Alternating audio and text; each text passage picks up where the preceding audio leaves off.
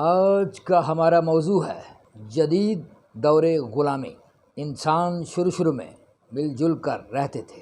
یہ گروہوں کی صورت میں جنگلوں میں نکل جاتے اور جانوروں کا شکار کرتے اور پیٹ کی بھوک مٹاتے۔ غاروں میں عورتیں ان کا انتظار کرتی۔ وقت گزرنے کے ساتھ ساتھ عورتوں نے اپنی تنہائی دور کرنے کے لیے سبزیاں، ترکاریاں اور پھل کی کاشت شروع کر دی۔ ان سبزیوں اور پھلوں سے بھی انسانوں نے اپنے پیٹ کی بھوک مٹانی شروع کر دی۔ کچھ وقت گزرنے کے بعد زرخیز زمینوں پر طاقتور گروہوں نے قبضہ کر لیا۔ اس طرح زراعت ہی کی وجہ سے جاگیردارانہ نظام اور ریاست کے قیام کا آغاز ہوا۔ طاقتور گروہوں نے کمزور انسانوں کو غلام بنانا شروع کر دیا۔ اس وقت یہ کوٹیشن بہت عام تھی کہ کچھ لوگ حکومت کرنے کے لیے پیدا ہوتے ہیں اور باقی لوگ حکم ماننے کے لیے پیدا ہوتے ہیں، کیونکہ کچھ لوگوں کی رگوں میں شاہی خون اور باقی لوگوں کی رگوں میں ادنا خون اور ادنا دماغ ہوتا ہے۔ بعد ازاں یہ کوٹیشن سائنسدانوں نے غلط ثابت کر دی۔ انہوں نے تجربہ سے بتایا کہ تعلیم و تربیت کے ذریعے انسان کی صلاحیتوں میں اضافہ ہو جاتا ہے۔ اگر اچھی تعلیم و تربیت نہ کی جائے تو انسان کم عقل رہتا ہے۔ امریکہ کے دریافت ہونے کے بعد غلاموں کی مانگ بڑھ گئی۔ امریکہ کے قدرتی وسائل سے پورا فائدہ اٹھانے کے لیے مزدوروں کی ضرورت تھی۔ چنانچہ متعدد یورپی اقوام نے افریقہ سے کثیر تعداد میں حبشی غلاموں کو امریکہ لانا شروع کر دیا۔ انگریزوں میں سب سے پہلا شخص جان ہاکنس، جس نے غلاموں کی تجارت میں حصہ لیا اور ہسپانوی نوآبادیات کے لیے افریقہ کے باشندوں کو بحیثیت غلام مہیا کرنے کا ٹھیکہ لیا۔ بعد ازاں 1620 میں ایک ولندیزی جہاز ساحل گنی سے حبشیوں کو بھر کر ورجینیا لے گیا، جہاں انہیں تمباکو کی کاشت کرنے والے یورپی لوگوں کے ہاتھوں فروخت کر دیا گیا۔ 1790 تک غلاموں کی تجارت ترقی کرتی رہی اور ورجینیا میں تقریباً 2 لاکھ حبشی غلام بنا دیے گئے۔ اس تصویر کا بھیانک رخ یہ تھا کہ حبشیوں کے سرداروں کو یورپ کی بنی ہوئی مصنوعات کا لالچ دے کر حبشیوں کو کمال سنگ دلی اور بے رحمی سے بھیڑ بکریوں کی طرح اپنا وطن چھوڑنے پر مجبور کیا جاتا تھا۔ سردار اپنے آدمیوں کو پکڑ کر یورپی تاجروں کے ہاتھ فروخت کر دیتے۔ رفتہ رفتہ یورپی اقوام کا انسان دوست طبقہ غلامی کا مخالف ہو گیا اور اس کے خلاف علم بغاوت بلند کر دیا۔ ایک انجمن نے جو کویکر کہلاتی تھی، غلامی کے خلاف باقاعدہ تحریک شروع کر دی۔ کیمبرج یونیورسٹی کے وائس چانسلر نے غلامی کے موضوع پر بہترین مضمون لکھنے والوں کے لیے اعلان کر کے اس سلسلہ میں پہلا ٹھوس قدم اٹھایا۔ یہ انعام ٹامس کلارک کو ملا۔ اس کے مضمون کا عنوان ایسے on the slavery and commerce of the human species تھا۔ اس مضمون کی اشاعت کے سلسلے میں کلارکس کی ملاقات ولیم فورس سے ہوئی۔ چنانچہ 1787 میں ایک انجمن قائم کر دی گئی جس کا واحد مقصد غلامی کو ختم کرنا تھا۔ دی سلیوری ابالیشن ایکٹ 1833 کی روح سے انگلستان نے غلامی کو ختم کر دیا۔ برطانیہ کی دیکھا دیکھی دوسرے یورپی ممالک نے بھی غلامی کے خلاف اقدامات کیے اور امریکہ میں کچھ ریاستوں میں غلامی کی مخالفت شروع ہو گئی، لیکن جنوبی امریکہ کی ریاستیں اور کیوبا اور برازیل غلامی کے حق میں تھے۔ امریکہ کے اکابرین میں سیاسی رہنما بھی شامل تھے جو شدت سے غلامی کے مخالف ہو گئے۔ یہ اثرات امریکہ میں مسز ہیریٹ ہیچر اسٹوف کی کتاب انکل ٹام's کیبن کے تباہ ہونے کے بعد زیادہ شدت سے ظاہر ہوئے۔ غلامی کے خلاف اس کتاب نے بہت بڑا جہاد کیا۔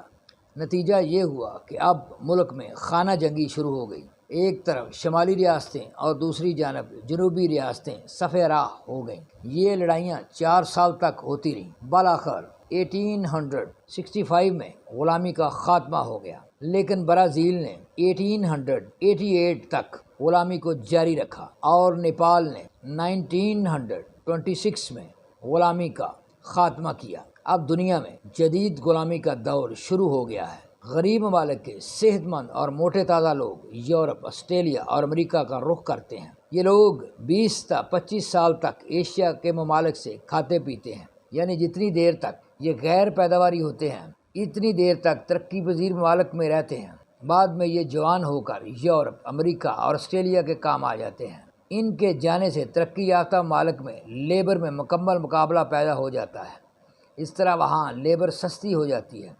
ترقی یافتہ ممالک میں یہ جدید غلام غیر صحت مند کام کرتے ہیں جو کہ ترقی یافتہ ممالک کے باشندے نہیں کرتے، جیسا کہ پٹرول پمپ پر کام کرنا، ڈش واشنگ، ٹیکسی چلانا، رنگ کا کام کرنا وغیرہ وغیرہ، کیونکہ ان کاموں سے غریب ممالک کا انسان اپنی اچھی صحت جلدی کھو دیتا ہے۔ ترقی پذیر ممالک امیر ممالک کے جدید غلاموں کے فارم ہیں۔ ایشیا میں غریب لوگ بچے پیدا کرتے ہیں اور ایشیا کے ان غریب لوگوں سے فائدہ امریکہ، یورپ اور آسٹریلیا کے لوگ اٹھاتے ہیں، کیونکہ وہ صرف ان لوگوں کو چنتے ہیں جو کہ ذہین ہوں یا محنتی ہوں اور کرمنل مائنڈڈ نہ ہوں۔ COVID-19 and on line job. براعظم ایشیا، براعظم افریقہ کے ممالک نے کووڈ-19 کے دوران انتہائی قسم پرسی کی زندگی عام شہری نے گزاری۔ وہاں امریکہ نے کووڈ-19 کا خوب فائدہ اٹھایا اور ایک نیا جاب آن لائن ورکنگ کے نام سے شروع کیا، جس سے امریکہ کے بزنس مینوں نے خوب کمائی کی۔ اس طریقہ کار سے براعظم ایشیا اور براعظم افریقہ کے شہری امریکہ، یورپ، آسٹریلیا نہ جا سکے اور اپنے ہی گھر میں معمولی رقم پر آن لائن جاب کرتے رہے، اور یہ جاب اب عام ہو چکا ہے، کیونکہ سرمایہ دارانہ نظام میں ہر چیز حاصل کرنے کے لیے دولت کی ضرورت پڑتی ہے۔ پیٹ کی بھوک مٹانے کے لیے آن لائن جاب ایک جدید ترین غلامی کی شکل میں سامنے آئی ہے۔ ملٹی نیشنل کمپنیاں خود $100 اگر حاصل کریں تو وہ آن لائن ورکر کو $25 دیتی ہیں، یعنی تقریباً 25% اسے دیتی ہیں اور 75% وہ خود کماتی ہیں۔ This is slavery, not to speak one's thought. اپنے خیالات کا اظہار نہ کر سکنا بھی غلامی کی ایک جدید قسم ہے۔ ایجوکیٹڈ کلاس میں سب سے تعلیم یافتہ کلاس سرکاری ملازموں کی ہوتی ہے۔ گورنمنٹ آف پاکستان اور صوبائی گورنمنٹ کے حکم کے مطابق سرکاری ملازموں کو سیاسی ایشو اور گورنمنٹ پالیسی پر تنقید کرنا منع ہے، لہٰذا اعلیٰ تعلیم یافتہ لوگ اپنی رائے دینے سے محروم ہیں۔ سرکاری کاموں میں بھی متحد اپنا انڈیپینڈنٹ مائنڈ کو استعمال نہیں کر سکتا ہے۔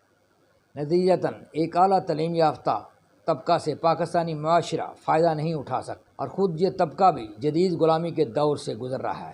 پاکستان میں صرف ایک اعلیٰ تعلیم یافتہ طبقہ، جن کو وکیل کہا جاتا ہے، وہ اپنی رائے پوری طاقت سے دے سکتے ہیں۔ بے شک ان میں بھی دو طبقے ہیں، ایک وہ طبقہ جو سیاسی پارٹیوں سے منسلک ہے اور ایک وہ طبقہ جو انڈیپینڈنٹ مائنڈ رکھتا ہے اور ہر برائی کے خلاف آواز اٹھاتا ہے، یا پھر چند صحافی جن کو سچ بولنے کی سزا دی جاتی ہے۔ وہ بہت ہی کم زندگی جی پاتے ہیں اور مختلف کرمنل گروپس کا شکار بن جاتے ہیں۔ اس طرح غریب ممالک کا سرمایہ دارانہ نظام اچھے اور ذہین آدمی کو کھا جاتا ہے، اور نظر نہ آنے والے حکمران اور خفیہ طاقتیں بے نقاب ہونے سے بچ جاتی ہیں۔ مردوں کی طرح عورتوں کی بھی غلامی کے فارم ہیں۔ یہ فارم جنسی فارم ہیں، یہ بنکاک، فلپائن، انڈیا وغیرہ میں ہیں۔ یہاں باقاعدہ لڑکیوں کو جوان کیا جاتا ہے، جب وہ بالغ ہو جاتی ہیں تو ان کو جنسی کاروبار میں لگا دیا جاتا ہے۔ 16 سال سے لے کر 30 سال تک وہ ان جنسی فارم میں رہتی ہیں۔ امیر ممالک کے امیر لوگ اور غریب ممالک کے امیر لوگ یہاں آزادی سے لطف اندوز ہوتے ہیں۔ پہلے بادشاہ خوبصورت لڑکیوں کی خاطر جنگیں لڑا کرتے تھے، بادشاہ ٹھکرا دیتے تھے، لیکن اب ہر چیز تجارت میں بدل گئی ہے۔ اب ایشیا کے ہر ملک میں باقاعدہ ماہانہ بیس پر عورت جنسی غلام بن کر رہ گئی ہے۔ اس کے لیے مخصوص بازار قائم ہے۔ یہ ایک بڑا گھناؤنا فعل ہے۔ برے صغیر میں باقاعدہ بچے بھی غلام بنا کر رکھے جاتے ہیں۔ یہ بچے غریب آدمی پیدا کرتے ہیں۔ یہ بچے 10 سال کی عمر میں امیر آدمیوں کے گھر آ جاتے ہیں، گھر کا چھوٹا موٹا سودا لاتے ہیں، امیر آدمیوں کے بچوں کو سیر کراتے ہیں اور خوش کرتے ہیں۔ ان کے ماں باپ 5,000 روپے سے لے کر 7,000 روپے تک تنخواہ لے کر جاتے ہیں۔ ان کے کوئی لیبر آورز بھی نہیں ہے، انہیں 24 گھنٹے حاضر رہنا پڑتا ہے۔ اس طرح فیکٹریوں میں بھی ہو رہا ہے، یہاں جوان لڑکے کام کرتے ہیں، یہ لڑکے پیش کی رقم وصول کرتے ہیں، یہ باقاعدہ ماں باپ کے ساتھ ٹیکسٹائل ملوں، سینٹری ویئر کے کارخانوں میں رہتے ہیں۔ یہ فیکٹریاں 24 گھنٹے چلتی ہیں۔ یہاں عید، شبرات اور دوسرے مذہبی تہواروں کی کوئی چھٹی نہیں ہوتی، بلکہ اس دن کام کرنے والوں کو ایک دن کی اضافی تنخواہ دی جاتی ہے، باقاعدہ چاولوں کی دیگیں پکائی جاتی ہیں۔ یہ سب غیر مساوی تقسیم دولت کا کمال ہے جسے ختم ہونا چاہیے۔ اگر یورپ کی طرح ایشیا میں بھی فلاحی مملکتیں بنا دی جائیں تو یہ جدید غلامی کا نظام ختم ہو سکتا ہے۔ یہاں بھی یورپ کی طرح تعلیم، صحت اور انصاف مہیا کرنے کی حکومت کی ذمہ داری ہو تو یہ مسئلہ حل ہو سکتا ہے۔ انٹرنیشنل مالیاتی ادارے جیسے IMF اور انٹرنیشنل بینک اگر صدقے دل سے ترقی پذیر ممالک کی معاشی ترقی چاہتے ہیں تو انہیں ترقی یافتہ ممالک کو مشورہ دینا چاہیے کہ وہ ویزا سسٹم ختم کر دیں۔ صرف پاسپورٹ پر انٹری ہو تو پوری دنیا میں معاشی استحصال ختم ہو جائے گا۔ جہاں جس چیز کی ضرورت ہوگی وہ وہاں پہنچ جائے گی، یعنی محنت، سرمایہ، تنظیم وغیرہ وغیرہ۔ کیونکہ ترقی یافتہ ممالک اپنی مرضی سے ترقی پذیر ممالک کے لوگوں کو ویزا دیتے ہیں، جبکہ ترقی یافتہ ممالک کے لوگ جہاں چاہیں جا سکتے ہیں۔